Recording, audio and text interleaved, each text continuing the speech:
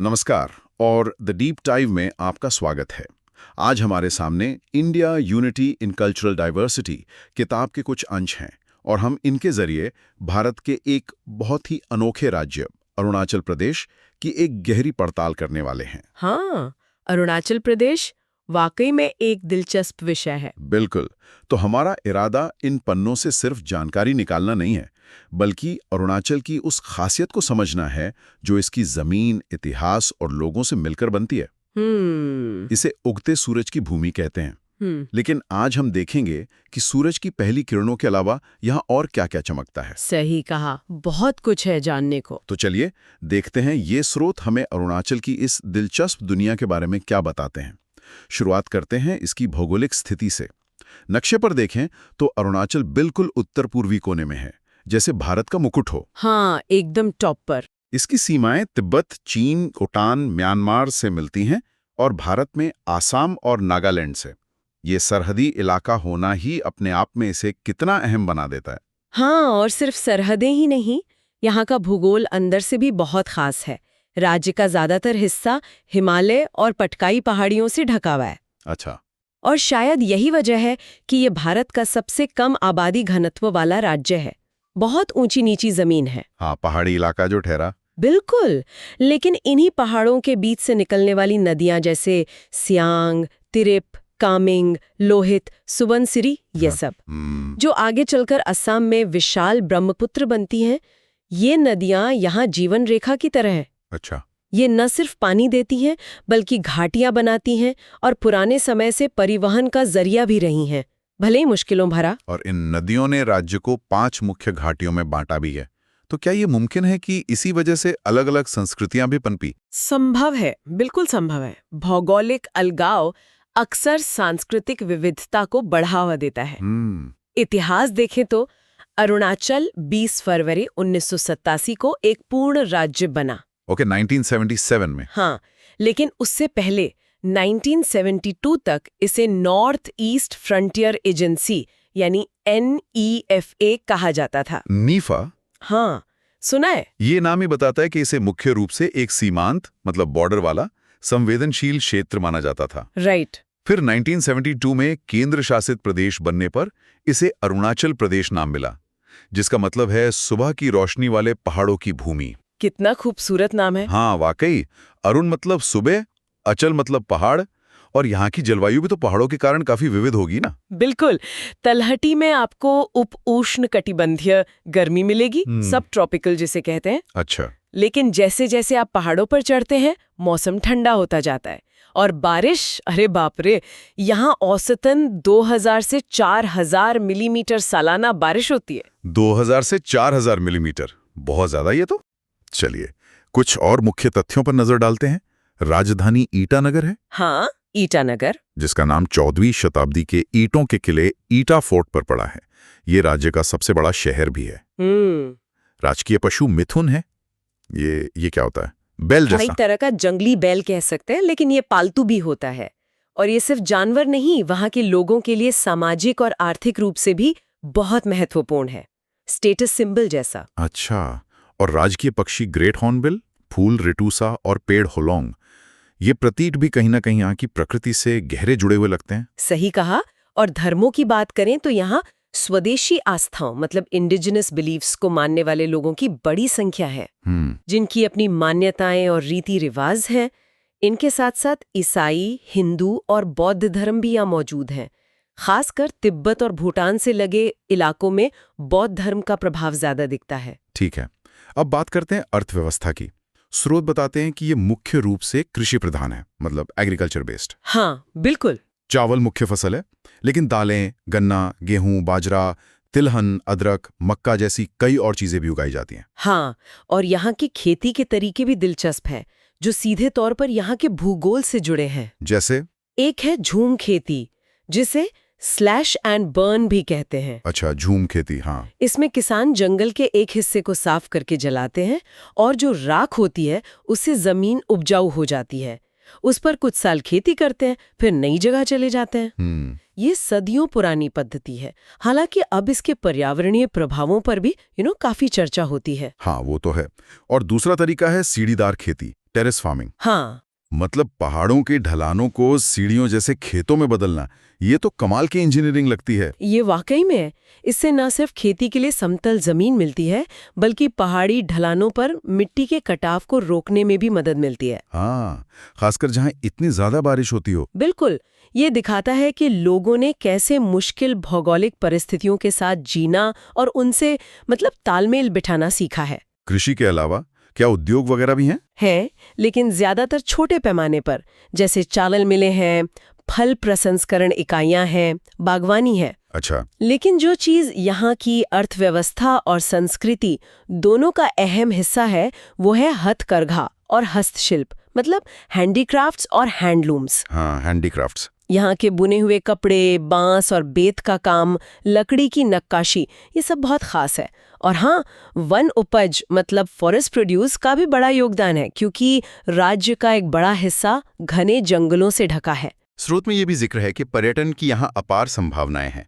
Tourism potential बहुत है, हाँ, जिनका अभी पूरी तरह इस्तेमाल नहीं हुआ है। इतनी प्राकृतिक सुंदरता और सांस्कृतिक विविधता जो है यहाँ। ये एक महत्वपूर्ण बिंदु है। टूरिज्म विकास ला सकता है, इसमें कोई शक नहीं।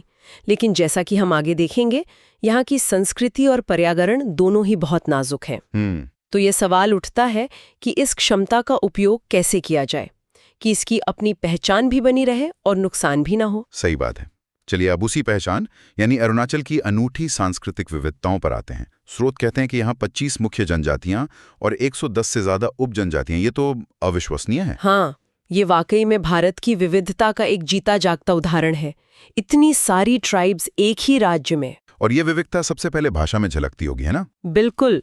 सोचिए, इस राज्य में करीब 82 अलग अलग भाषाएं बोली जाती हैं। 82? हाँ, मिश्मी, आदि, गालो, मोनपा, नीशी, वांचो, अपातानी, लिस्ट बहुत लंबी है। ये सिर्फ कुछ नाम है। कमाल है। ये दिखाता है कि शायद अलग अलग समुदाय कितने लंबे समय तक अपनी अपनी घाटियों या इलाकों में एक तरह से आइसोलेटेड रहे होंगे। हाँ, जिससे उनकी भाषाएं स्वतंत्र रूप से विकसित हुई। बिल्कुल। इतनी सारी भाषाएं एक ही राज्य में, तो फिर आपस में बातचीत कैसे होती होगी? देखिए, हिंदी, असमिया और अंग्रेजी संपर्क भाषाओं के रूप में काम करती हैं, खासकर अलग अलग समुदायों के बीच और बाहरी दुनिया के साथ। अच्छा। लेकिन उनकी जो अपनी मूल भाषाएं हैं, वो उनकी पहचान का एक बहुत महत्वपूर्ण हिस्सा है। समझ गया। अब आते हैं पोशाकों पर। स्रोत बताते हैं कि हर जनजाति की अपनी खास वेशभूषा है, जिसके रंग और डिजाइन का अपना मतलब होता है। हाँ, हर पैटर्न, हर रंग कुछ कहता है। और ये भी कि भौगोलिक अलगाव ने एक जैसी दिखने वाली जनजातियों की पोशाकों में भी फर्क पैदा कर दिया है।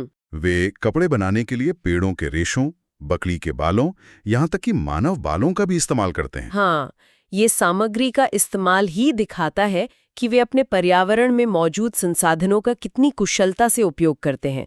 जो मिला उसी से बनाया। महिलाओं के लिए कमरबंद या बेल्ट का जिक्र भी है, जो सिर्फ पहनावे का हिस्सा नहीं, बल्कि उनकी सामाजिक और वैवाहिक स्थिति का प्रतीक भी हो सकता है। अच्छा? हाँ, कुछ समुदायों में ऐसा होता है। और बुनाई में बांस की नली का इस्तेमाल होता है, और ज्यामितीय पैटर्न, खासकर जिगजैग लाइनें, काफी आम हैं। Geometric patterns. ये पैटर्न शायद उनकी कलात्मक अभिव्यक्ति के साथ साथ उनकी मान्यताओं से भी जुड़े हों। शादियों के गहनों का जिक्र भी काफी विस्तार से है। ब्यांग सीपी, नीले मोतियों की माला, तालेई, कटोरे जैसे पेंडेंट। हाँ, और दूल्हे के कंगन भी हैं, बुआता, दुल्हे की तलवार, कोकटों, सिर का आभूषण, कोकटुंग। ये सब सिर्फ जेवर नहीं लगते, बल्कि किसी रस्म या परंपरा का हिस्सा लगते हैं। बिल्कुल। ये गहने अक्सर पीढ़ी दर पीढ़ी चलते हैं, और इनका सांस्कृतिक महत्व बहुत गहरा होता है। ये सिर्फ मेटल या बीड्स नहीं है, ये इतिहास है, पहचान है। सही कहा। और रोजमर्रा में भी लोग आकर्षक पोशाकें और आभूषण पहनते हैं। पुरुषों की टोपियां जिन पर पक्षियों की चोंच या पंख लगे होते हैं। हाँ, वो भी सिर्फ सजावट नहीं, बल्कि शायद वीरता या समुदाय में उनके स्थान का प्रतीक भी हो सकती हैं। दिलचस्प है। और अब वो है जिसका सबको इंतजार रहता है, खाना। हाँ, खाना। मुख्य भोजन चावल है, जिसके साथ मांस, चिकन, पोर्क या मछली होती है। स्रोत में अपातानी जनजाति का जिक्र है, जो अपनी गीले धान के खेतों में मछली भी पालते हैं। ये कैसे? ये उनकी पारंपरिक इकोलॉजिकल समझ का बेहतरीन उदाहरण है। जहां धान के लिए पानी जमा है, वहीं मछली भी पाल लेते हैं। एक साथ 2 फसलें एक ही जगह से। वाह, ये तो बहुत सस्टेनेबल तरीका है। हाँ, खाने में बांस की टहनी मतलब बैम्बू शूट का बहुत इस्तेमाल होता है, जो यहाँ आसानी से मिल जाता है। हाँ, बैम्बू शूट तो सुना है। कुछ खास चीजों का भी जिक्र है। पीके पिल्ला नाम का अचार है कोई। लुक्तर ये है पके हुए सूखे मांस और भूत जुलोकिया मिर्च का मिश्रण। भूत जुलोकिया वो तो दुनिया की सबसे तीखी मिर्चों में से है। हाँ, तो सोचिए कितना तीखा होगा ये लुक्तर। और एक है पेहाक, फर्मेंटेड सोयाबीन और मिर्च से बनी एक मसालेदार चटनी। हाँ, फर्मेंटेड चीजें स्वाद में बहुत अनोखे होंगे ये सब। बेशक। और पीने के लिए अपोंग का जिक्र है। हाँ, अपोंग ये क्या है? ये बाजरा या चावल से बनी पारंपरिक बियर होती है, लोकल ब्रू। अच्छा, चावल की बियर, ये सामाजिक मौकों पर जरूर पी जाती होगी। हाँ, अपोंग का सामाजिक और धार्मिक महत्व भी है। ये सिर्फ पेय नहीं है। अच्छा। और खाने में सिर्फ यही नहीं, कई तरह की स्थानीय सब्जियां, पत्ते, तने, फूल, जंगली फल और जड़ें भी इस्तेमाल होती हैं। मतलब जो जंगल में मिलता है वो भी खाते हैं? हाँ, और जनजातियों को इन पौधों के औषधीय गुणों का भी गहरा ज्ञान होता है। मेडिसिनल प्रॉपर्टीज का कमाल है। ये दिखाता है कि उनका जीवन प्रकृति से कितना जुड़ा हुआ है। मक्का, बाजरा, संतरे, अदरक, इलायची जैसी चीजें भी उनकी थाली का हिस्सा हैं, जो यहाँ की विविध जलवायु में उगती हैं। अब बात करते हैं त्योहारों की। इतनी सारी जनजातियां हैं तो जाहिर है त्योहार भी बहुत होंगे। हाँ, त्योहारों का तो जैसे कैलेंडर भरा रहता है। कहा गया है कि साल भर कोई ना कोई त्योहार चलता ही रहता है। ये समुदाय को एक साथ लाने, जश्न मनाने और अपनी परंपराओं को जीवित रखने का तरीका है। सही कहा। स्रोत में कुछ प्रमुख त्योहारों का जिक्र है, जैसे बौद्ध समुदाय के लोग बुद्ध महोत्सव और सागा दावा मनाते हैं। फिर अलग अलग जनजातियों के अपने खास त्योहार हैं, जैसे दिगारू मिश्मी का तमलाडू, खंपतियों का संकेम, जो उनका नया साल भी है। अच्छा, संकेम नया साल है। हाँ, फिर वांचो का उजियाले, गालो जनजाति का मोपिन। मोपिन का एक उद्देश्य बुरी आत्माओं को भगाना बताया गया है, शायद अच्छी फसल या स्वास्थ्य के लिए। दिलचस्प है। स्रोत में एक पूरी लिस्ट भी है अलग अलग त्योहारों की।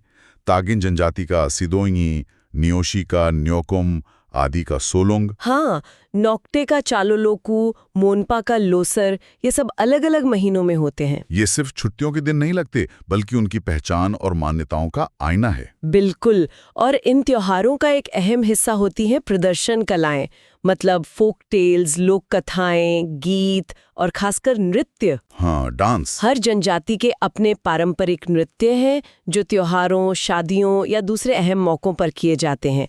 ये कहानियां कहते हैं, इतिहास बताते हैं या सिर्फ खुशी जाहिर करते हैं। कुछ नृत्यों के नाम भी दिए गए हैं। आदि जनजाति का पोनुंग और तापू, अपातानी का पाकुइतू, न्यूशी का रिखमपाड़ा। हाँ, मोनपा और शेर दुकपेन का शेर और मोर नृत्य, इदू मिश्मी का इगु नृत्य, वांचो का उजेले। ये नाम ही कितने अनोखे लगते हैं। बिल्कुल। और ये नृत्य हमेशा संगीत के साथ होते हैं, ऐसा संगीत जो वहीं के पारंपरिक वाद्यंत्रों पर बजाया जाता है। अच्छा, कौन से वाद्यंत्र? जैसे गूगा, ये बांस का तार वाद्य है। उजुक टापुआ, लौकी से बना एक फूंक वाद्य यंत्र।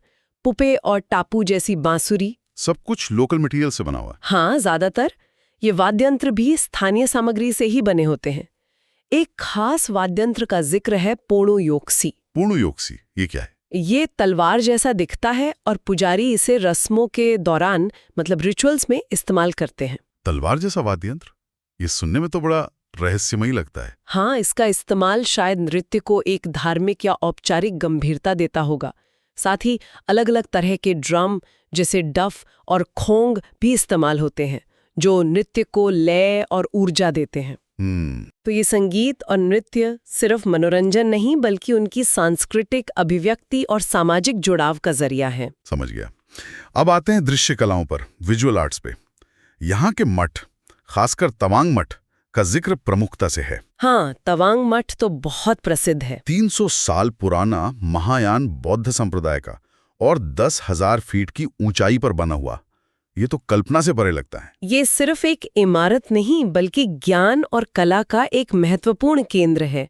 स्रोत बताते हैं कि इसमें एक बेशकीमती मूर्तियां हैं, पेंट की हुई टिपेस्ट्री हैं जिन्हें थांका कहते हैं। थांका, हाँ। पुरानी पांडुलिपियां हैं और सोने के अक्षरों में लिखे बौद्ध ग्रंथ हैं। बुद्ध की शिक्षाओं वाली 108 सोने की उभरी हुई पांडुलिपियों का जिक्र है, जो रेशम में लिपटी हैं। सोचिए कितनी अमूल्य धरोहर हैं ये। वाकई में।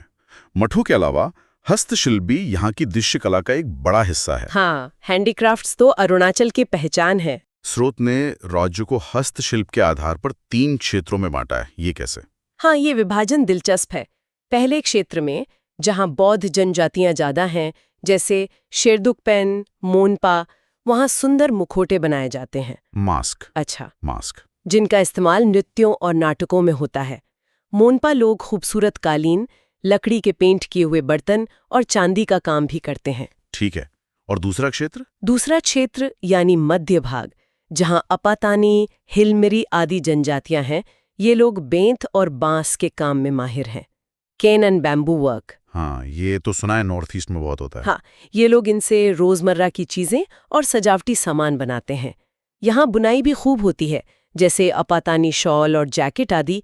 महिलाओं के गल्ले, जो स्कर्ट जैसा निचला वस्त्र होता है, और उनके बुने हुए शोल्डर बैग। अच्छा। हाँ। और तीसरा क्षेत्र? तीसरा क्षेत्र है दक्षिण पूर्वी भाग, जैसे वांचो जनजाति।